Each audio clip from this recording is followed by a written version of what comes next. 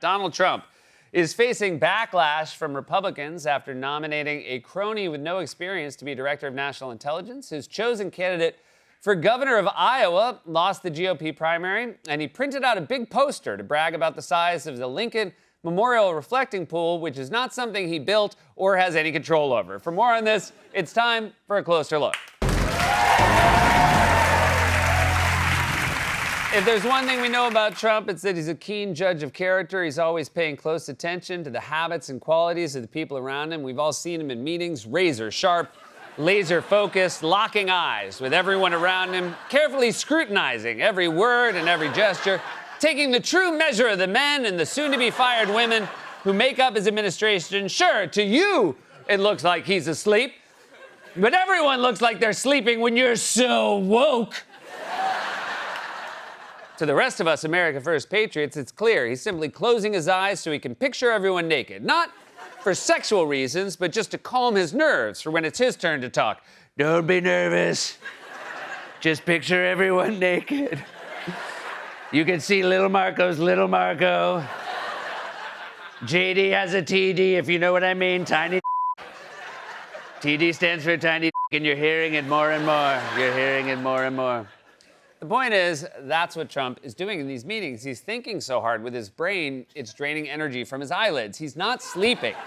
He's not sleeping. Just ask the Secretary of State. Have you been at more than one meeting where President Trump has fallen asleep? That's false. That's false. I've never seen him fall asleep. On the contrary, the guy doesn't sleep, which is a big problem because he calls me at 2 in the morning. He calls me at 5 in the morning. Yeah, we believe you. That's why he's asleep during the day. It's the same reason the raccoons are asleep whenever you go on a field trip to the Bronx Zoo. They're up all night looking for a garbage can to knock over, which is also what Trump is probably doing. There's got to be a Big Mac in here.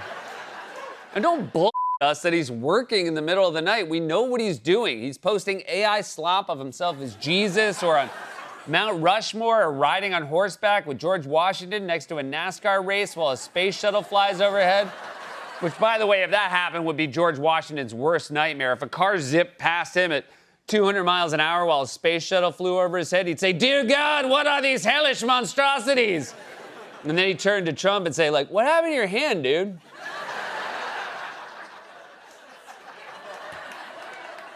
Like, I'm from the 1700s, and I've never even seen that. In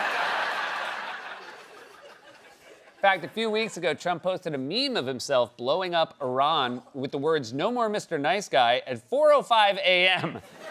And that makes sense. All the nice guys are asleep at 4 a.m. 4 a.m. is the most concerning time to do anything on your phone. Imagine if a friend texted you at 4 a.m. Doesn't matter what the text is. Even if it just says, "How are you?" You'd be freaked the out. You'd wait an hour later and say, "Everything okay?" And they'd write back, "I'm not sleeping, I'm just picturing you naked." So Rubio claimed he'd never seen Trump fall asleep. Congressman Ted Lieu then played a clip for Rubio of Trump falling asleep next to Rubio. Here's a split screen of the clip in the hearing room as it played, which cuts back to Rubio at the end. Coalition of countries that line up behind the peace deal, behind the border peace, and it's still, every day is a challenge. But it's been driven personally by the president. It's the reason why we're involved in this whole Ukraine-Russia conflict. That's not our war. It's not the president's war. This war started, it never would have happened if you'd been president. But this war is going on, and the president is trying to end it. I mean, look at his face. You know Rubio's thinking to himself, "Oh, I wish I was asleep right now." Trump has an amazing ability to suck the life out of everyone around him. This picture of Rubio reminds me of a similar picture of Ted Cruz making calls for Trump in 2016. Same face. 10 years apart. I'm against putting Trump's face on money, but I would be fine with putting these two guys on a new $250 bill. Anyway, point is, Trump's always locked in, always studying everyone around him. He might look like he's sleeping next to Marco or JD, but actually he's paying close attention to their behavior. I was interested when you talked about how you studied Marco Rubio and JD Vance as they interact. What is their interaction? And it's good. How do they relate? I study to see if they like each other. I just find it interesting. It's life. It's big time stuff. Do you do that with everyone in the cabinet? I do it with everybody. Do you? Outside of the cabinet, too. I study everything. Yeah. I'm a studier. Why? Because it's interesting. It's the human thing, the human equation. So let me repeat that last line. The president was asked why he studies people, and he said, because it's interesting, human. It's the human thing, the human equation. For a man who claims he studies humans, it's a real shame that he can't learn how to talk like one. The Human Equation sounds like an album of R&B duets he did with Anita Baker. At first, I thought it was an insult that he skipped his son's wedding, but I'm starting to think Don Jr. caught a break. You don't want that guy making a toast. Don's wife, I've studied you. You haven't noticed, but I've studied you, your conversations, the way you interact. I was curious, do these two humans like one another? Will they be safe to combine in a human equation? Point is, everyone around Trump knows he's a keen observer of people and an excellent judge of character. That's how he makes all of his appointments, even if, to us non-geniuses, they do seem super unqualified. We begin this hour with a controversial pick. President Trump is appointing longtime ally Bill Pulte as acting director of national intelligence. The federal housing official has no known experience in national intelligence and has used his office repeatedly to go after the president's perceived political foes. Pulte does not appear to have any experience in intelligence matters. He does have a history of publicly attacking President Trump's perceived political enemies and referring them to the DOJ for investigation. Pulte is an investment guy. He's a real estate guy. He has not only no intelligence experience, no foreign policy experience. And this role, this job, this person gets access to some of the most sensitive intelligence that the U.S. government collects, the biggest secrets, just incredible things. Sensitive, compartmented programs need to know things that only a handful of people in the government know. And now Bill Pulte will know them. He's going to know all of our secrets? Does that mean he's going to be able to read all of my texts with the other late night hosts? Like that time I texted John Oliver, congrats on the Emmy, or that other time I texted him, congrats on the Emmy, or last year when I texted him, congrats on the Emmy, or last night at 4 a.m. when I texted him a meme of myself with an assault rifle that said, "No more Mr. Nice Guy." Trump's choice for one of the most sensitive and high-stakes jobs in the government was so shocking, even Republicans criticized it, and those who didn't criticize it were left speechless. Bill Pulte has the experience to be the acting DNI, and same with you, Senator Cotton, Chairman vetoes, the kind of person you want leading vetoes. I'll defer the chairman on that. We have 4 more weeks with Director Gabbard as the DNI, and I look forward to implementing last year's Intelligence Authorization Act with her to implement wide-ranging reforms that will shrink the DNI and take it back to its original intent to provide a mere coordinator or process role for the intelligence community.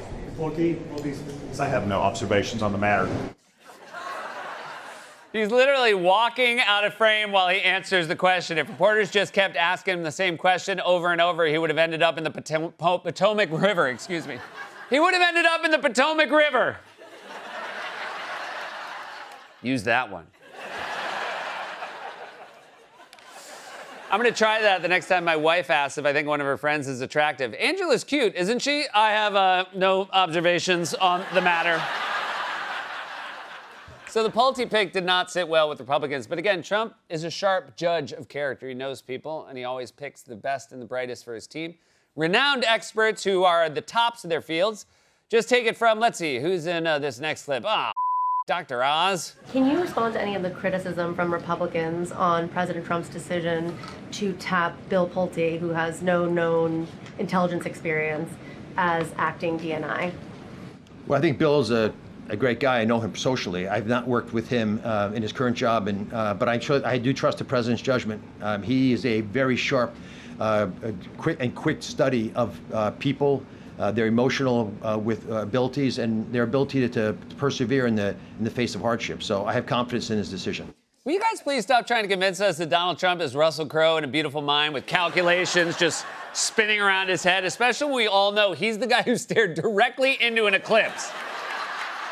But it's not just who Trump appoints, it's also who he endorses. Again, he's such a sharp judge of talent that everyone he endorses wins, which is why he is not worried about gas prices or the war with Iran. Has it set you back, you think, in terms of how Republicans will do in the midterms? Well, I don't know. I mean, everybody I endorse wins. Yeah, like when he endorsed Dr. Oz for Senate in Pennsylvania, or when he endorsed Herschel Walker for Senate in Georgia, or when he endorsed Roy Moore for Senate in Alabama, or when he endorsed Kerry Lake for governor in Arizona, or when he endorsed Joe Exotic for Senate in Oklahoma. The last one was fake, but you believe me. At least some of you believe me.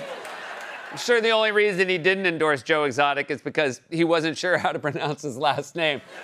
We love Joe Exotech, don't we? We all watched this show during COVID because I let COVID run rampant and we were stuck in our houses, so really I'm responsible for his success.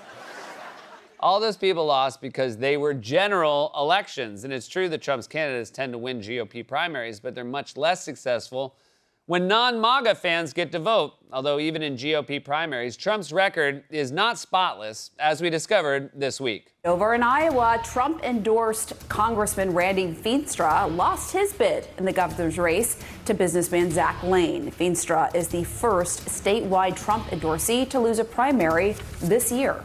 Okay, so Trump's chosen candidate lost the GOP primary in Iowa. Who's the guy who won anyway? Zach Lane? So, what's his deal? Zach Lane says he represents Iowa values, but Lane invested $1 million in a sex toy company called FirmTech. They're even connected with Pornhub.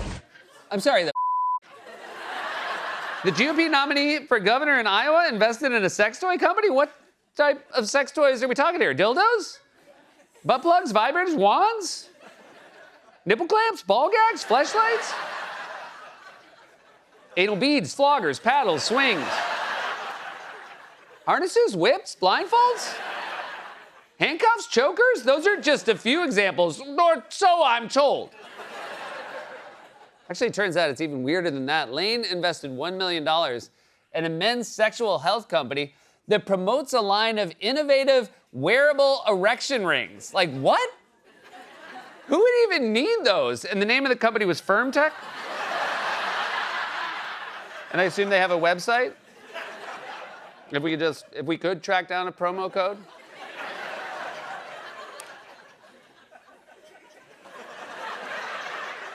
Seriously, did Trump know about this before he endorsed the other guy? Because I feel like he would have changed his mind. Trump apparently likes talking about this stuff. A few months ago, he told an audience they could ask him intimate questions. I'm asked to take a few questions, and unlike other politicians, they would like the questions screened. I don't ask for screening of the questions. You can ask me anything you want. You can talk sex. No! We don't want to talk sex with you. Here's how little I want to talk sex with you. If the options were you hosting a late-night call-in radio show about sex or you getting a third term as president, I don't know which one I would pick. I just know that the radio show would be called The Human Equation. One thing we know for sure is that Trump is definitely obsessed with size, whether it's sex or construction. As you may know, he's been renovating the Lincoln reflecting pool to change the color. That's it. Nothing he did affected the footprint of the pool. But on Wednesday, he showed off a chart he had made that compared the size of the pool to various skyscrapers for some reason. I just had this done.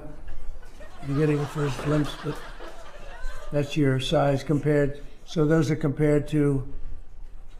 among the tallest buildings in the world, including the Empire State Building, World Trade Center, Sears Tower, Chicago. So if you lay it on its side, you'd take 2 or 3 of them to fill it in. I mean, you know what? You gotta hand it to him. I mean, that is really impressive. Or it would be if the reflecting pool was vertical. You're not allowed to compare horizontal to vertical. If that was the case, I-90 crushes the reflecting pool. This is the stuff Trump really cares about, renovating the reflecting pool, putting his cronies in charge of intelligence agencies. Meanwhile, prices are soaring. The Iran war is a disaster. Trump is screwing us so badly, it's almost like he's running a sex toy company.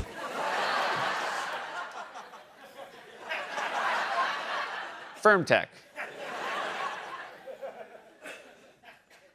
We'll be right back. Oh, this has been a closer look.